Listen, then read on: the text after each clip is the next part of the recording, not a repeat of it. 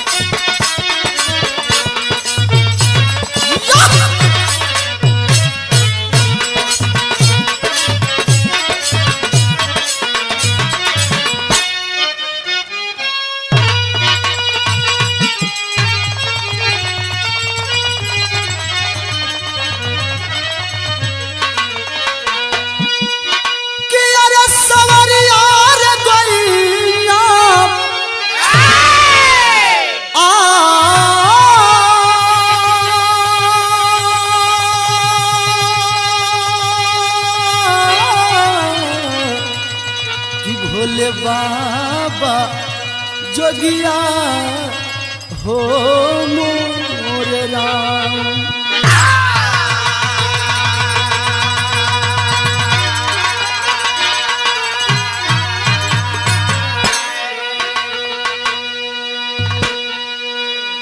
अच्छा भैया, हम गायक उपेंद्र लाल यादव एक बार फिर आप लोगों के बीच में एक बिरहा लेके प्रस्तुत हैं अपने आवाज़ में और अपने पूरे टीम के साथ। उम्मीद बा कि आप सब पसंद करी हन। आदेश भैल, कृपा भैल, हमारे बड़का भैया आदरणीय श्रीमान प्रकाश यादव मलदहिया, बड़का भैया का आदेश भैल तो बिरहा लेके प्रस्तुत हैं।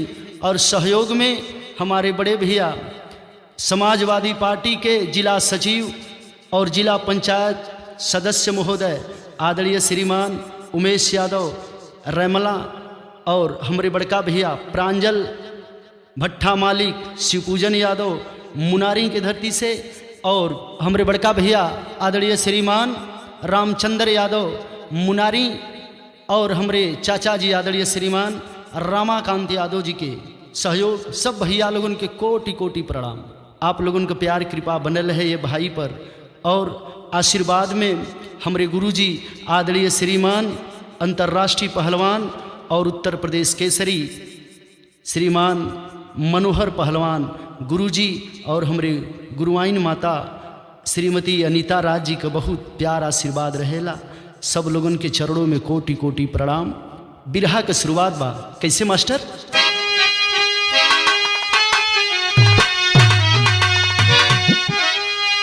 कि होती सच्ची फकीरी वही दोस्तों, अरे तर्जनी पर नचा दे जो भगवान को, अरे छोड़ दे गहरे पानी में कश्ती कोई, मोड़ दे ओ समंदर के तूफान को। आज तक इस जमी पर सिनाकत बनी, अरे उन फकीरों का जलवा है दरगाह की। देख लो चल के ऐसी मनोहर जगह, अरे जहाँ रहमत बरसती है अल्लाह की।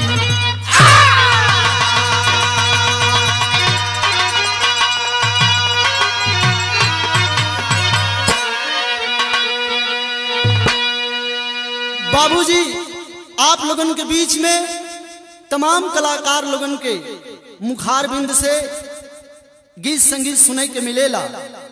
करंट से करंट मैटर, लेकिन एक ऐसा ऐतिहासिक बात और एक गाना से एक बात प्रसिद्ध हुई कि कभी लोग कभी कभी गाना में अपने मेहनत करके लिखलन और गवैया लोगों से गवावल। होती सच्ची फकीरी वही दोस्तों, भगवान के तर्जनी पर मतलब अंगुरी पर वह भक्त सच्चा है जो उनकी भगवान के अंगुरी पर नचा दे। एक कव्वाली का टुकड़ा लगल मास्टर।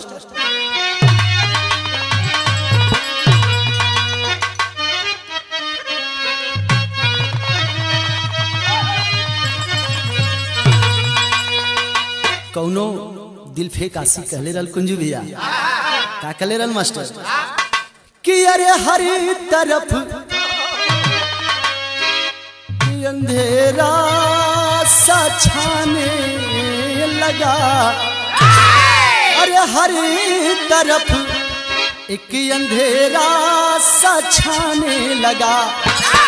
अरे रुख पे जुल्फों की दीवार मत कीजिए।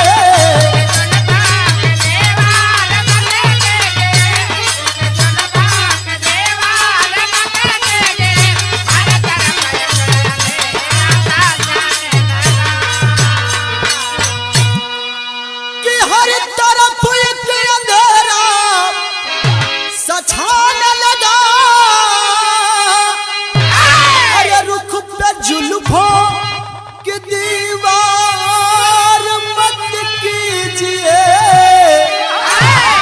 मास्टर अरे दिल पे काबू, अरे दिल पे काबू नहीं है खुदा की कसम। अरे दिल पे काबू नहीं है खुदा की कसम। हद से ज्यादा हमें प्यार मत कीजिए।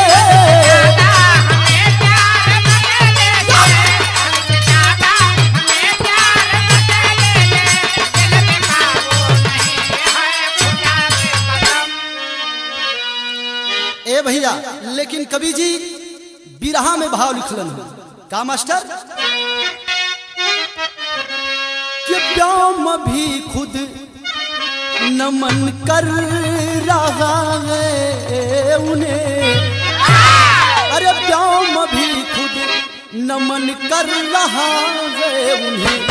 अरे देवरूपी जो आए थे इंसान को।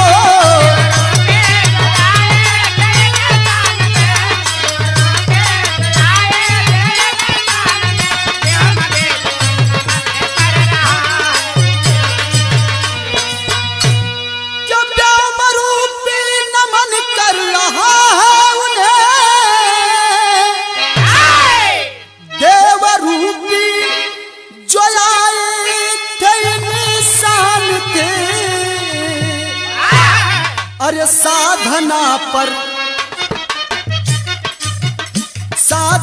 पर खुशी रहते हरदम खुदा। अरे साधना पर खुशी रहते हरदम खुदा। आज भी पूजते लोग भगवान को।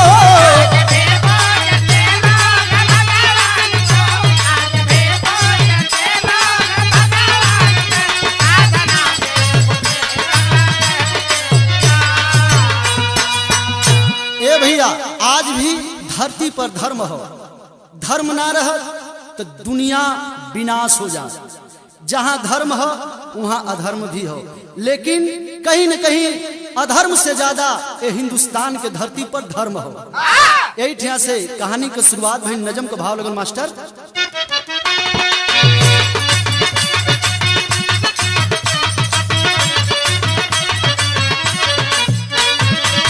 कहानी की शुरुआत हुई जिला बनारस के पश्चिम के अंतिम छोर। जहां जिला बनारस के पश्चिम के अंतिम छोर जहां जौनपुर जनपद का शुरू होता है। और जहां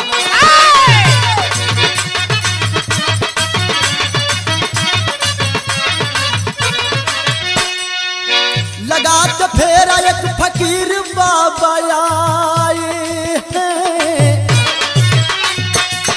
याद रहे बनारस से आप लोग जो भाई बनारस आए होंगे जानकारी जरूर होगी। बनारस से जब आप बाबतपुर के लिए निकलेंगे तो वही मेन रोड जौनपुर के लिए भी है। बाबतपुर से आगे पिंडरा बाजार पड़ता है। पिंडरा बाजार के करीब कवि जी एक दास्तान लिखते हैं, थोड़ा गौर फरमाएंगे। लगात फेरा एक फकीर बाबा आए हैं। वीरान देख कर धुइयां वही रमाए हैं।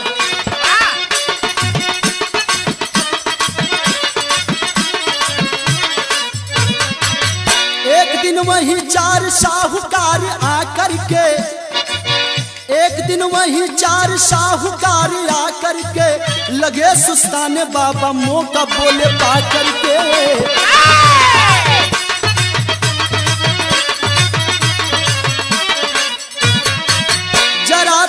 सा शक्कर हमको खिलाओ बेटा, जरा थोड़ा सा शक्कर हमको खिलाओ बेटा, यहाँ से तब इसे बाजार ले जाओ बेटा।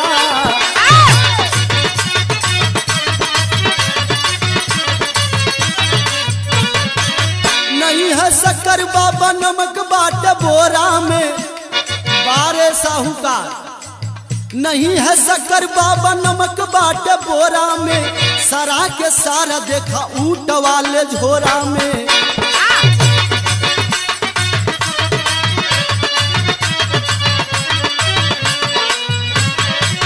बोल के झूठी बात बाबा के दुखित कैले चारों साहूकार, बोल के झूठी बात बाबा के दुखित कैले, हाथ के ऊट तब व्यापारी चारों चल भइले।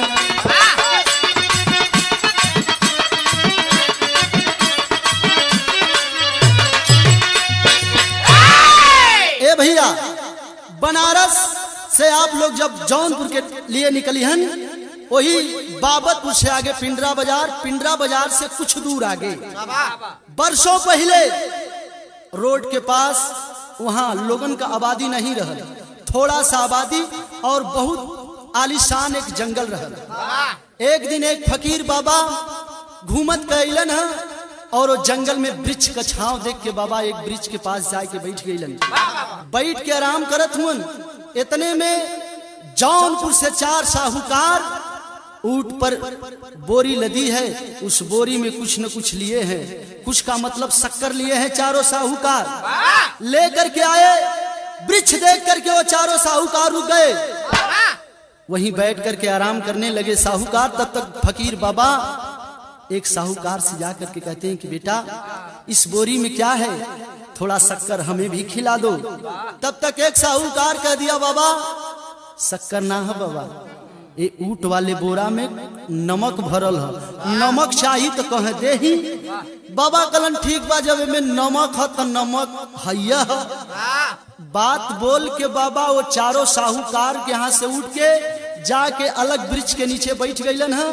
चारों साहूकार कुछ देर आराम कैले के बाद वहां से अपन चारों ऊंट हाँक के बनारस बदे चलन। जब कुछ दूर आगे गईलन तो कवि जी एक लाइन तर्ज लिखलन,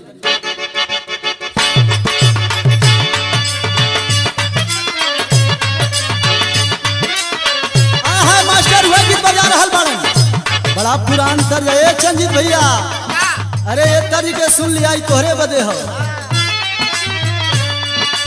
अरे कजरा मुहब्बत वाला अखियों में ऐसा डाला, कजरा मुहब्बत वाला अखियों में ऐसा डाला, कजरे में ले ली मेरी जान, हाय रे मैं तेरी कुर्बान।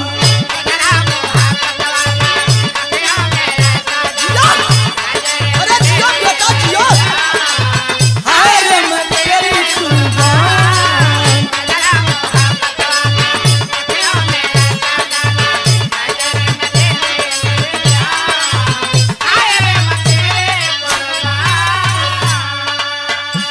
हमारे गुरुआई ललिता राज जी बतावल इनकी बेटा संत के मुंह कभी ना लगे के चाहिए, काहे कि संत के मुंह में आग और पानी दोनों होला।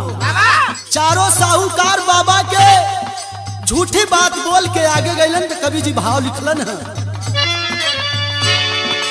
अरे कुछ दूर आगे गईले बनिया शक्कर के चिखले, कुछ दूर आगे गईले बनिया शक्कर के चिखले, सुख गईल देहिया के खून, अरे सुख गईल देहिया के खून, अरे सचमुच में शक्कर भई नून। कुछ दूर आगे गईले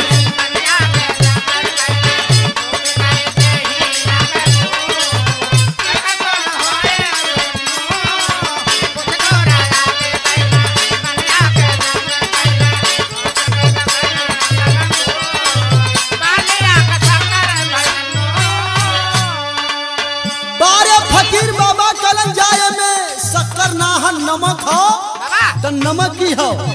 आगे कुछ दूर गईलन एक बनिया के चिंता सतौलस, दौड़ के गयल बोरी में से थोड़ा सा चिखलस तो जमन शक्कर रहे मास्टर उन नमक में तब्दील हो गई। तब कभी जी लिखलन है, अरे आइला लावट के जहवा, अरे आइला लावट के जहवा बाबा फकीर रहे।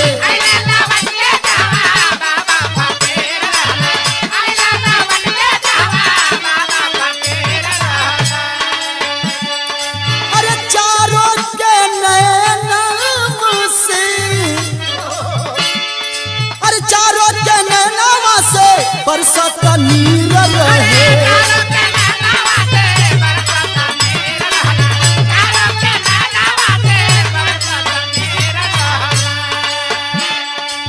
गिर के चरण में माफी, गिर के चरण में माफी मांगत दलगीर रहे।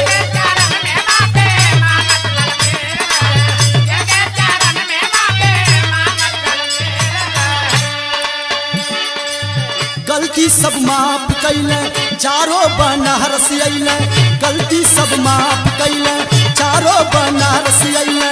ओही दिन मुनाफा मिलल दूर, अरे गलती सब माफ कैले चारों बनारस अइले। ओही दिन मुनाफा मिलल दूर, अरे सचमुच में शक्कर भइल नून।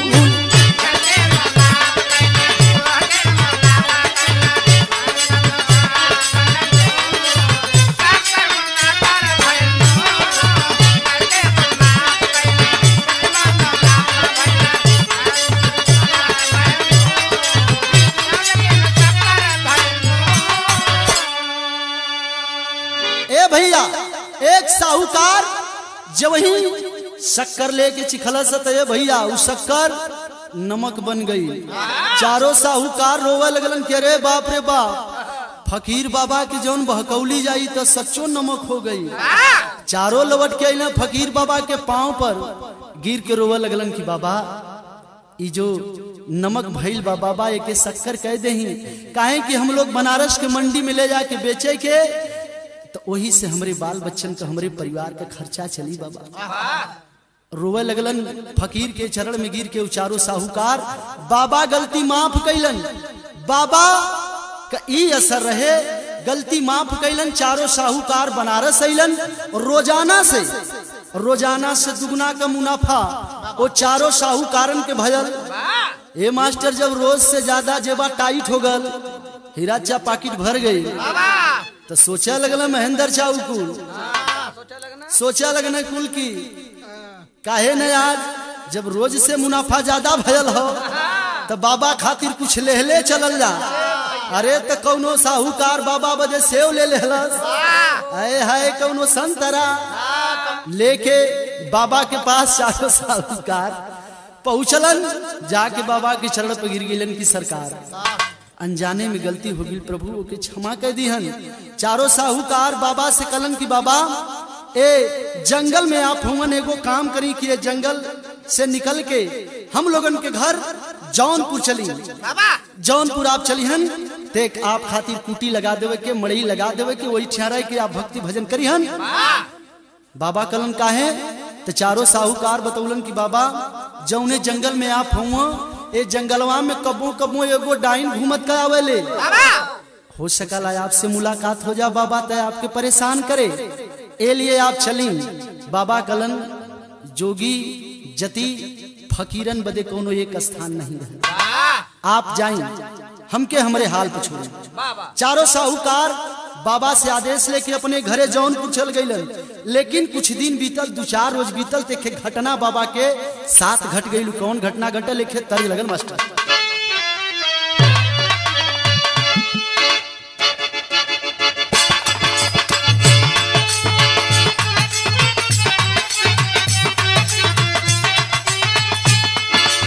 तर्ज भाई दिखाई बड़ा रंगीन तर्ज है, ये तर्ज के हमारे बड़का भैया लोग बड़ा पसंद करलन। कौनो मेहरारू अपने मर्द का शिकायत कैले रहे मास्टर, मेहरारू एक चीज से बड़ा परेशान रहे, का शिकायत रहे, अरे चढ़ली जवानी हमर, अरे चढ़ली जवानी हमर आवता न महान में।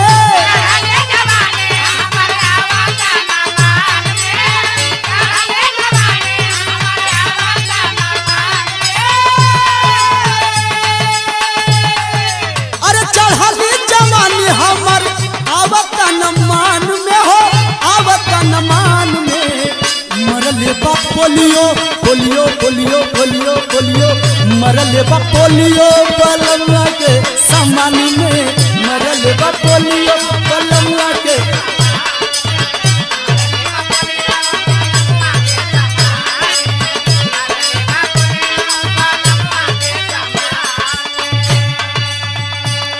लेकिन कवि जी भाव लिखत हुआ। एक दिन घटना का घटल। अरे एक दिन का बात योधी, अरे एक दिन का बात आधी रात सनसनात बा।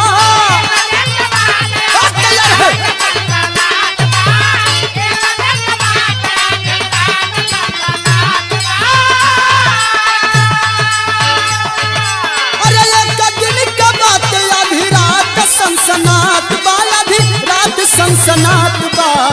आई बा दैनिया दैनिया दैनिया दैनिया दैनिया, आई बा दैनिया से भइल मुलाकात बा।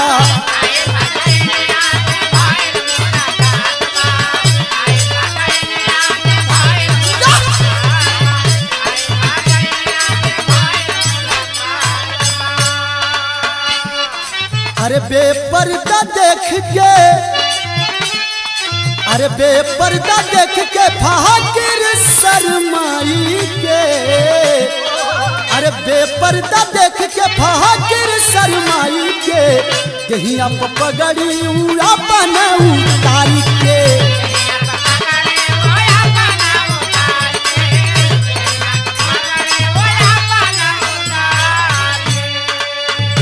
ए भैया, एक दिन जब रात में उडाइन आई बाबा के सामने, तब बाबा देखलन का।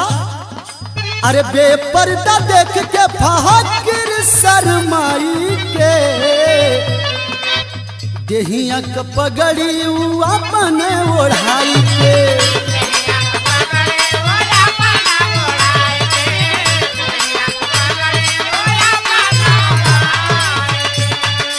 बाबा रात के समय एक डाइन बाबा के सामने आयल है, बिना निवस्त्र रहे।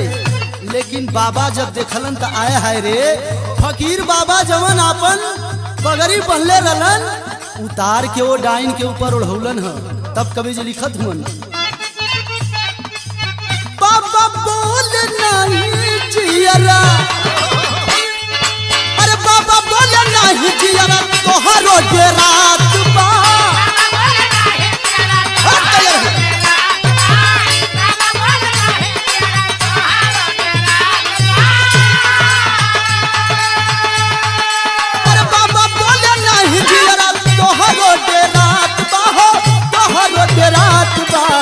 आई बा दैनिया दैनिया दैनिया दैनिया दैनिया, आई बा दैनिया रे भइल मुलाकात बा।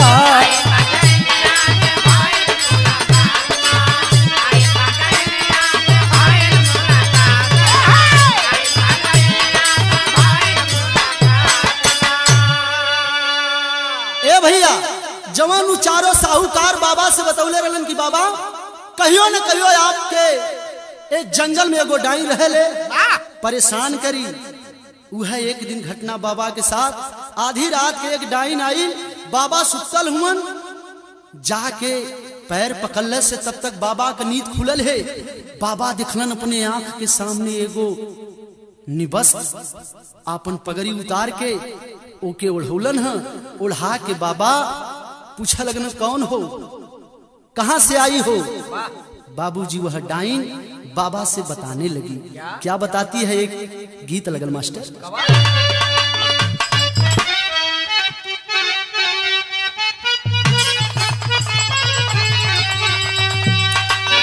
तर्ज बाय, अरे अखियां के राहे ए धनिया दिल में समैलू हो, ये तो तर्ज रह, लेकिन कवि जी भाव कितना बढ़िया लिखत हुन। उ डाइन बाबा से बतावे लगल कि बाबा हमार परिचय पूछत हुआ, हम कहाँ से अली, का नाम बा। उ डाइन बतावे लगल, का बतौलत से मास्टर भाव कवि लिखत हुन।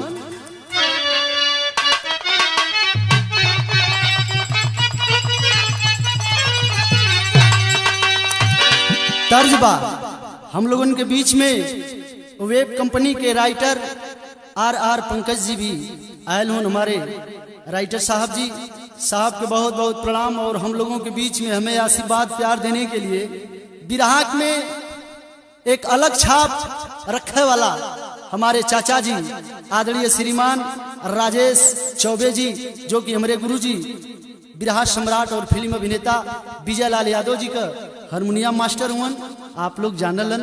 और हम लोगों के बीच में हमारे चाचा जी आदरणीय श्रीमान लाल भरत जी, जो कि हमारे गुरु जी का ढोलक मास्टर हुआ, आयल हुआ। चाचा जी लोगों के भी बहुत बहुत प्रणाम। चाप की आशीर्वाद मिलत रहे चेला के भी। लेकिन तर्ज कौन बा मास्टर, कौनो आशिक कहले रहल, यही हमारे चचा नियर रहल आशिक राजेश चचा नियर वह कहले रहे, अरे अखियां के राहे ए रनिया दिल में समैलू हो। अब ओकरे आगे चचा समझ गिलन, लेकिन कभी जी भाव लिखत हुई। उ डाइन बता रहल बा कि बाबा जब पूछा बालन तो हम बता रहल हैं, का बतौले बा, अरे हमारी मतरिया अमुनी बाई पतुरियो हमके सच डगरियो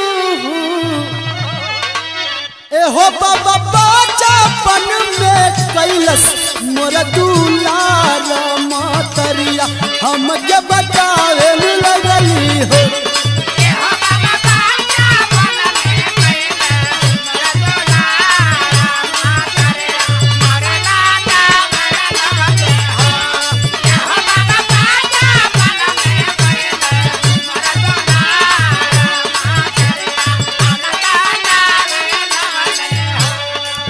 बाबा हमार माई एक कोठा का बेस्या रहल, ओकर नाम मुन्नी बाई रहे, जौनपुर के रहे वाली है बाबा। लेकिन हमार माई जब हमार जन्म भयल, ये बाबा हमके अच्छे वातावरण में और अच्छे संस्कार में रखे कि हम तो नरक के दुनिया में हैं, लेकिन हमार बेटी ए नरक के दुनिया में न आवे। लेकिन विधना के विधि के टार सकेला बाबा। एक दिन हमार माई हमसे कहलस का, अरे 16 बरसवक भइली हमारी उमरियो। ए बाबा जब हम बचपन से सयान भइली, अरे 16 बरसवक भइली हमारी उमरिया हो, उनकर बदल नजरिया हो। ए बाबा देख के गहकिया मालदार मतरिया कब बहकावे लगली हो।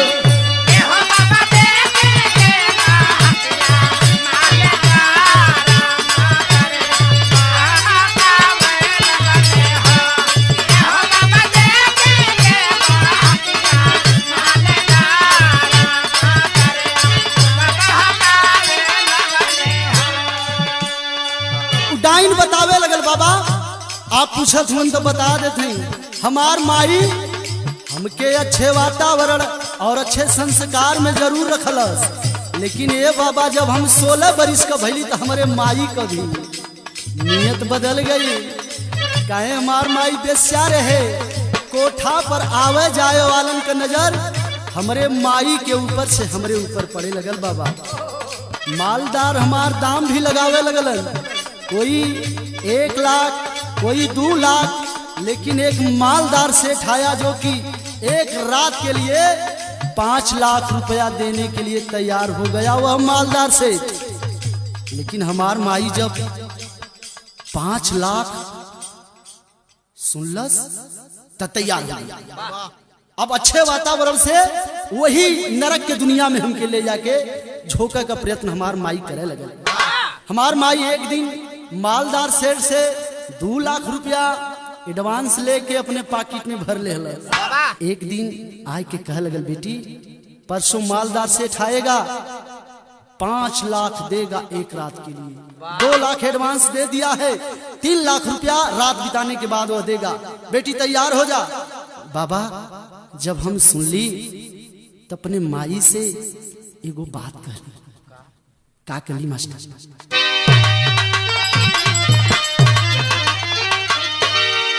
अरे इज्जत के सौदा हमसे ना हुई, अरे इज्जत के सौदा हमसे हो, इज्जत के सौदा हमसे ना होई। अरे ससुरे में सुहाग का सज है सेज बलन से।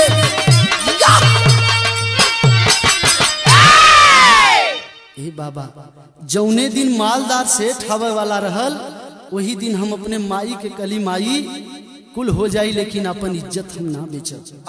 मैं बिलक पड़ी मेरे पाँव में माता गुरु बनवाओ ना। एक दूध की मक्खी ऐ माता दुनिया में हमें बनाओ ना। अरमान है मेरा मांग में अपने सिंदूर किसी की सजाऊंगी, और इज्जत की देवी बन करके ससुराल में अपने जाऊंगी। होकर बेपीर शादी कर दी बेस्या के एक घराने में, और कोकिला चमन की परवशों में बंद हुई मैं खाने में। ए बाबा जब हम अपने माई से कहली कि माई हम अपन जान दे दे लेकिन अपन इज्जत अपन आबरू नहीं बेचे। माई हमरे दिल में भी सपना हो, हम अपने पति के बहुत प्यार करब। हमार पति देवईहन हमरे मांग में सिंदूर भरिहन, और अपने घरे का अमानत अपन इज्जत बनाए के ले जाके हमके सम्मान से रखी। ए नरक की दुनिया में हमके मत झुका माई। लेकिन माई हमार इतनी बात सुनने के बाद बाबा गुस्सिया के चिढ़ा के एक सहेली होकर रहल, वो भी बेस्या रहल, वही बेस्या के लड़का से हमार माई शादी कर दिलस। जब शादी कैलस दरवाजे डोली आई, जैसे हर एक लड़किन के दिल में लाखों सपना रहेला कि आज हमार शादी होत हो, कल हम डोली में बैठ के अपने ससुराल जाई। लाखों अरमान लेके बाबा हम भी अपने ससुराल गईली। लेकिन जब ससुराल पहुंचली तो वो लाखों अरमान में एक जहर घुलल। कैसन जहर घुलल मास्टर? एक लाइन तर्ज बड़ा बिजोड़ लगल।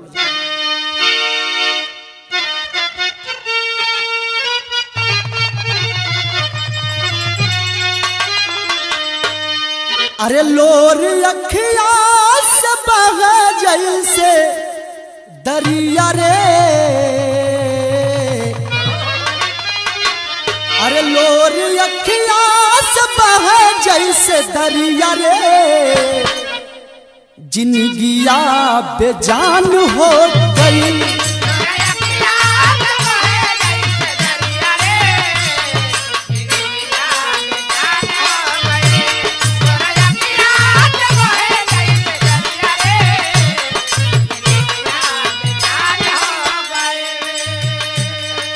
ए बाबा जहर का मिलल? लाखों अरमान रहल कि आज सुहाग रात हो, हमरे पति से मुलाकात होई, प्यार के बात होई, लेकिन जहर का मिलल सुहाग के सेज पर। अरे मोर माटी भइल बा, अरे मोर माटी भइल बा सपनमा हो, अरे मोर माटी भइल बा सपनमा हो, सजनमा गवार मिल गई।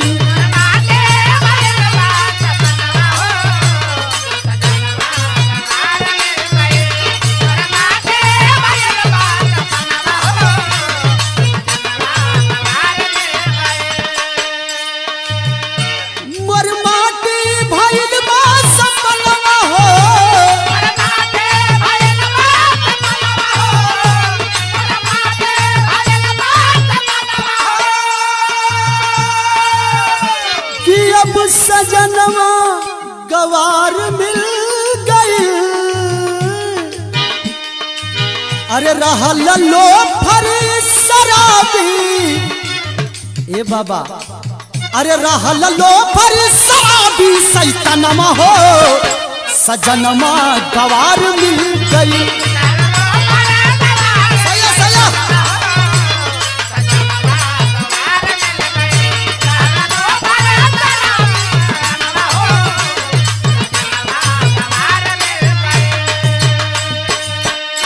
ए बाबा लोफर शराबी हमार सैया जी रहलन और सुहाग रात के सेज में कैलन का चार साथी लेके औरतिया में आयल।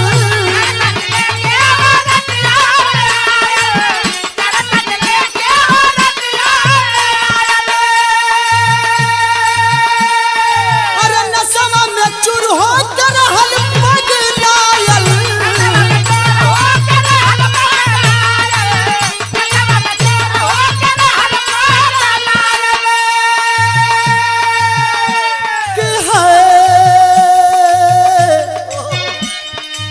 बाबा चार गो साथी लेके हमार सैया जी अलन है, थोड़ा पैक लेहले रहलन, दू चार पैक लेके जब अलन तो बतावे शुरू कैलन, ओकरे पहले नहीं लौकत रहलन। पहुँच के का कहलन, कहे कर्जा चुकावा मैनवा हो, अरे कहे कर्जा चुकावा मैनवा हो सजनमा गवार मिल गई।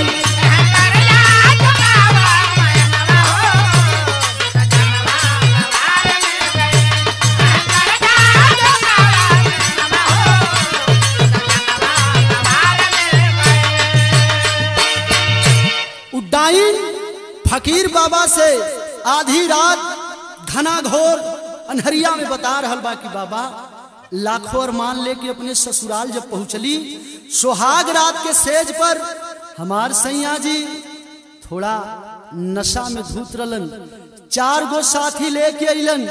जब चार साथी लेके अलन हमार घुंघुटा उठौलन, घुंघुटा उठौले के बाद कहलन के सब हमारे चारों मित्र हैं, परिचय कराए और एक बात कहते हैं कि जानती हो आज की रात इन चारों साथियों को हम क्यों लेकर आए हैं? नहीं स्वामी मैं तो नहीं जानती हूं, आज के रात इन चारों साथियों को खुश कर दो। मैं बोली क्यों?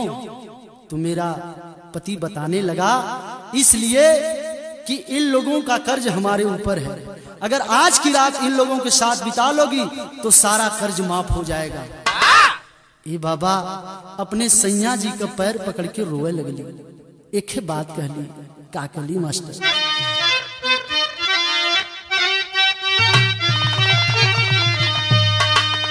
बतावे लगल, का बतौले बात कि दौलत से जिना हमारी सैया, अरे दौलत से जिना हमारी सैया की समतिया बेचाना।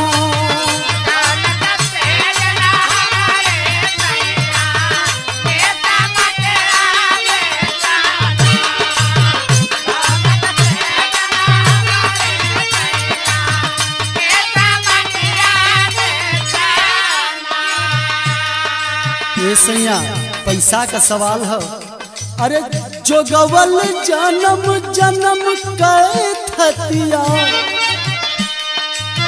जो गवल जन्म जन्म कै थतिया जिनई जातिया बेचाना।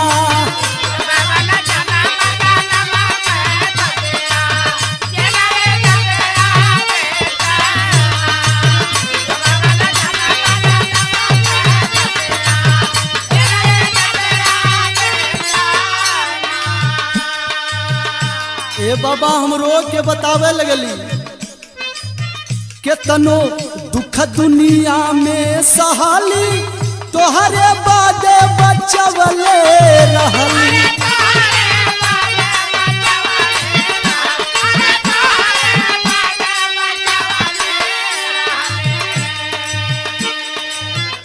दूसरे के हाथे जिन सुहाग ये सैया दूसरे के हाथे जिन सुहाग वाली रातिया बेचाना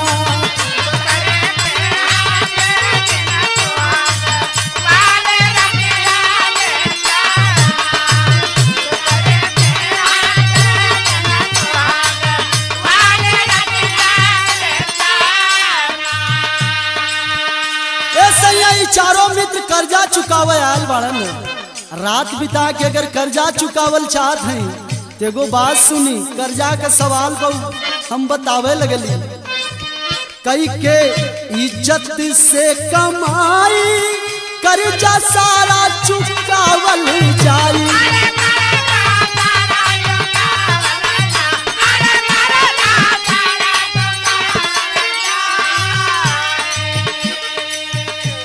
अरे पत्नी पति का पावन पियऊ अरे पत्नी पति का पावन पियऊ जिन प्रीतिया बेचाना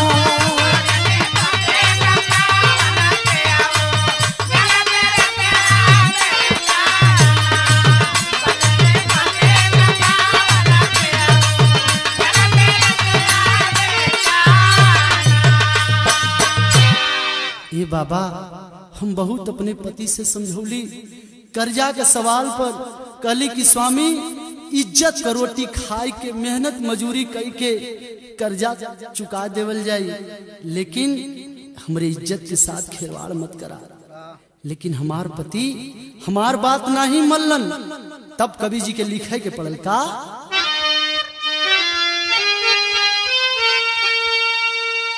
अरे दुनिया जमाना चाहे क्या सागर रूप दुनिया लेकिन ना विचार दे का बदल सैतानो वैसे संस्कार बाबा अरे भाड़ुआ के बदलना अरे जीवन भर रुआई सैतानवा ये बाबा बहुत समझौली लेकिन अरे माइया बहन का अरे कमाई जग में खाए अरे बिरही क्या बारू करी का जातनवा पाप का कसूर भरल अरे क्रोधावा में चूर भायल ना चला गल के बीच लाल खूनवा ए बाबा हम अपने पति के जितना समझौली बहुत समझौली कि स्वामी कहीं चल के फरसा झुआ कह लेवल जाई इज्जत का रोटी खाए के कर्जा सारा चुका देवल जाई ऐसन मत करा लेकिन हमार पति मल्लन नहीं कैलन का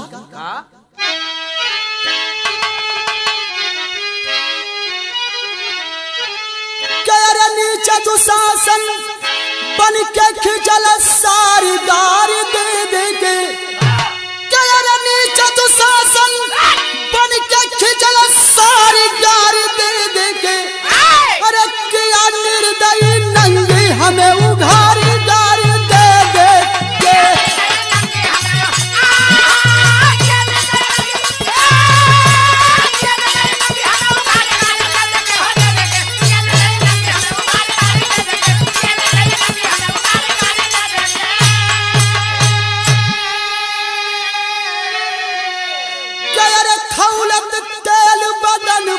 पपिया हमारे देहलस दूरी हो अरे जर गल दहिया सुझन रहिया दर्द बढ़ल बेकरारी हो ए बाबा हमार पति बगल में खौलत तेल रहल जब उनकर बात हम नहीं मनली ले जाके तेल खौलत तेल हमारे ऊपर फेंक दिलन आ कैलन का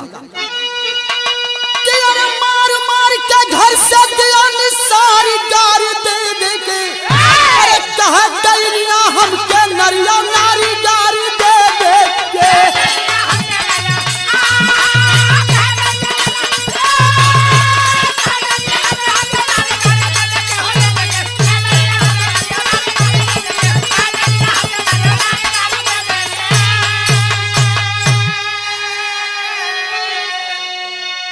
ए बाबा, हमार पति खौलत तेल हमरे ऊपर फेंक देलन और फेंकले के बाद हमके इतना मरलन मार के घर से बाहर निकाल देलन। आधी रात के घर से बाहर निकाल देलन बाबा। हम घर से निकल गईली, सोचली कि अगर नैहर जाई तो हमार माई हमके फिरे नरक की दुनिया में भेजी। ए लिए नैहर नहीं गईली, ससुराल से जब हमार पति मार के सुहाग वाले रात के घर से बाहर निकाल देलन, हम चल जाएंगे। तब कवि जी संकेत लिखलन का,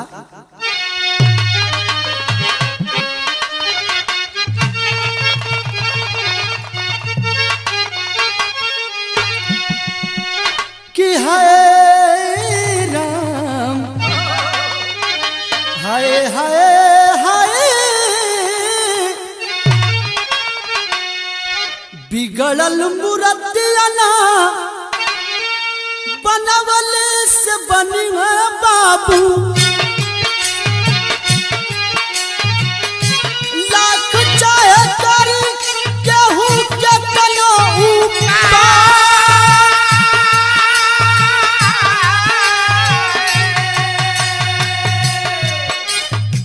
अरे वही से यज्ञिया का चरली बदनिया बाबा, आईना सुंदरता चमन गइल हो नशा।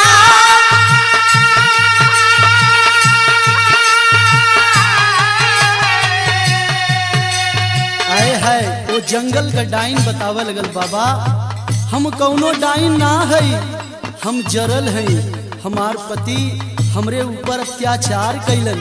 हमार नाम का बा नमवा हमार बाट मेरा भगनिया बाबा,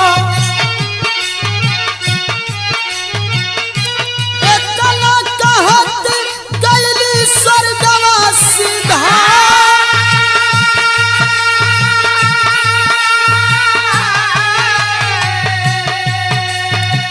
अरे सुन के फकीर बाबा, अरे सुन के फकीर बाबा, अरे करुणा कहानियां भैया।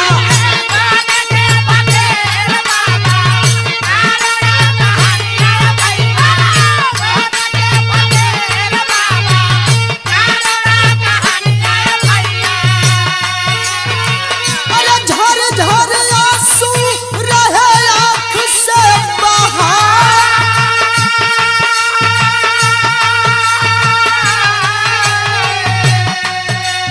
हाय हाय वही जंगल में आधी रात से वो लड़की बतावे शुरू कैलस कि बाबा हमारे पूरे परिवार का ही दास्तान रहे और हमार नाम मीरा, शायद बाबा से बताने के लिए ही वो मीरा नाम की लड़की इस धरती पर जीवित थी। बाबूजी बताते बताते सुबह हो गया।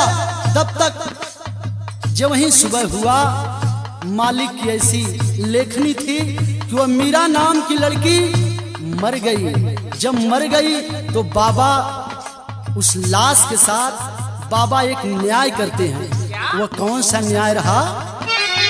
अरे वही चंपा गालिया में, अरे वही चंपा गालिया में कब्र खोदवा वाला भैया।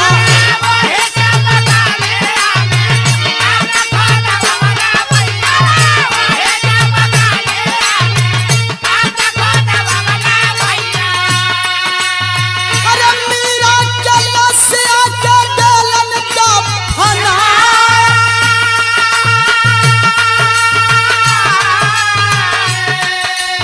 अरे नाम का पता कतब, अरे नाम का पता कतब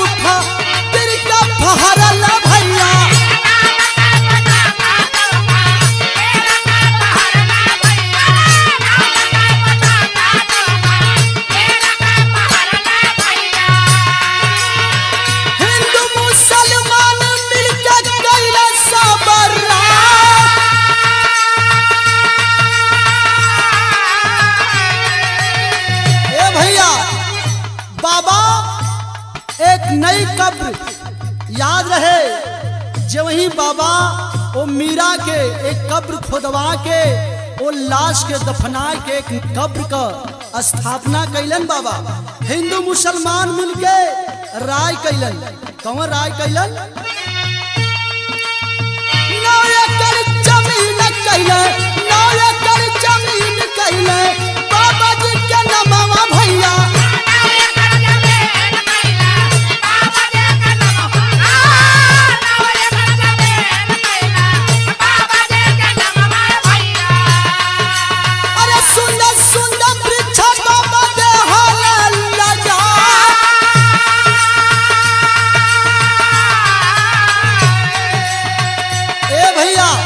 मुसलमान मिल करके फकीर बाबा के नाम 9 एकड़ जमीन ओ बाबा के नाम रजिस्ट्री करवौलन है। लेकिन बाबा सुंदर सुंदर वृक्ष लगौलन है। साल भर बीतल तब भयल का, साल भर जब भयल तो एकाएक बाबा वो जंगल से न पता कहाँ चल गईलन। कुछ दिन बीतल, लोगन के ये पता नहीं चलल कि फकीर बाबा 9 एकड़ जमीन नावे करवा के सुंदर सुंदर वृक्ष लगा के एक कब्र यहाँ नई बना के कहाँ चल गई। लेकिन कुछ दिन बाद वही कब्र के लगे एक इतिहास देखे और सुने के मिलेला। का मिलेला? अरे कुछ दिन बाद तब नई एक कबरिया भैया।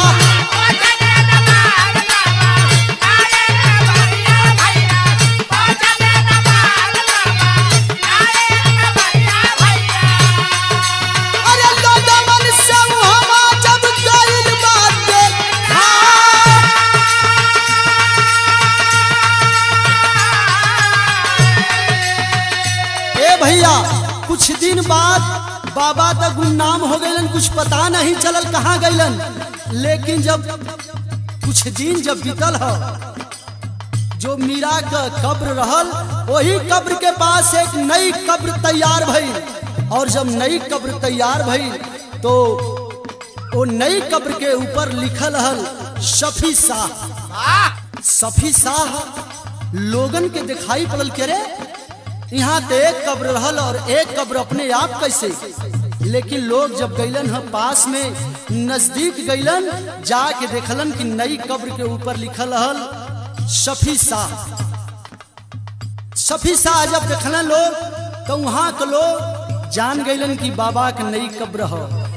लोग बाबा के कब्र पर देखलन शफी लिखल हल और मीरा के कब्र पर मीरा लिखल हल। एक रोज जाते हैं लोग और एक चमत्कार भी देखते हैं। वह क्या चमत्कार था?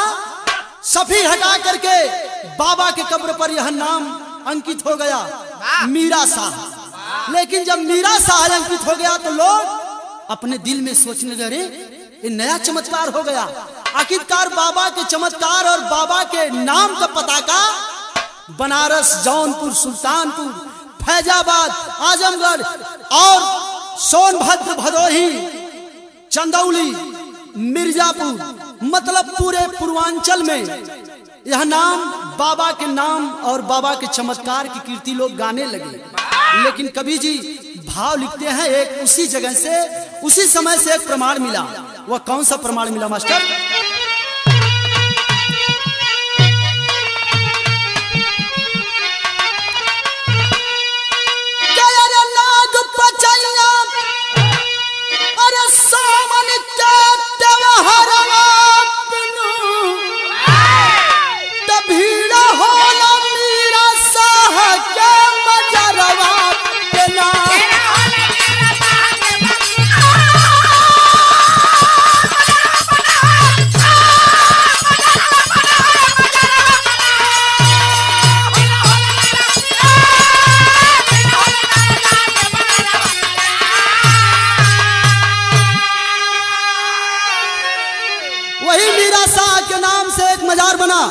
जो कि आज भी वह कायम है।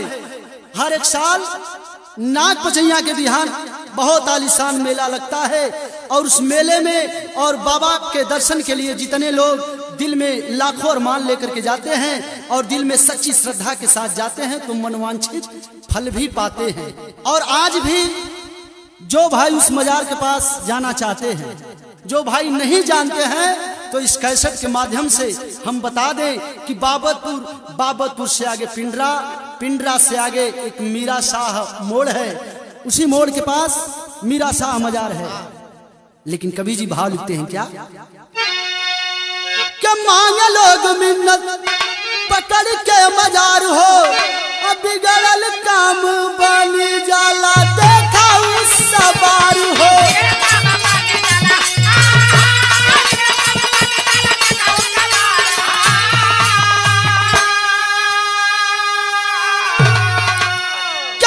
बाबा जी के दुआ के सरवा पे ना कभी होला मेरा साहब मजरवा पे ना।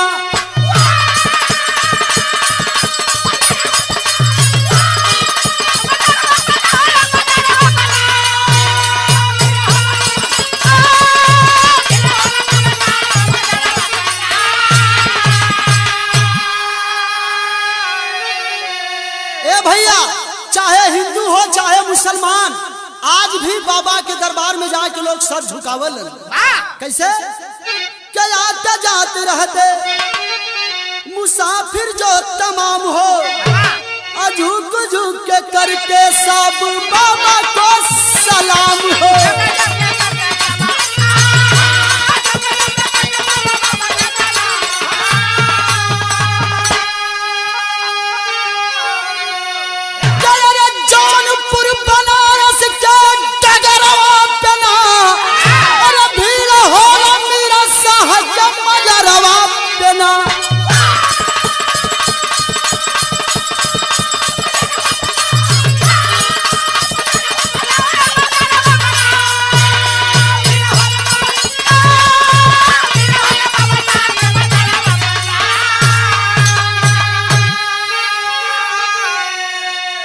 बाबूजी यही हिंदुस्तान है, एक एक इतिहास आप लोगों के बीच में कलाकार प्रस्तुत करते हैं। लेकिन यह गीत हम सुना रहे हैं गायक उपेंद्र लाल यादव। अगर हमसे कोई त्रुटि होगी तो आप लोग क्षमा करिएगा, अपना बेटा अपना भाई समझ करके क्षमा कर दीजिएगा। लेकिन आखिरी भाव लिखते हैं कवि जी खानदान का परिचय। गुरु बिहारी गुरुपतु बिरहा में परम पुनीता, कासे बुल्लू सुखनंदन की शिष्य बनी अनीता। क्या यसमत का सौदा हमसे ना होई, मनोहर राम तीर्थ को प्रभु मिले धर्म से।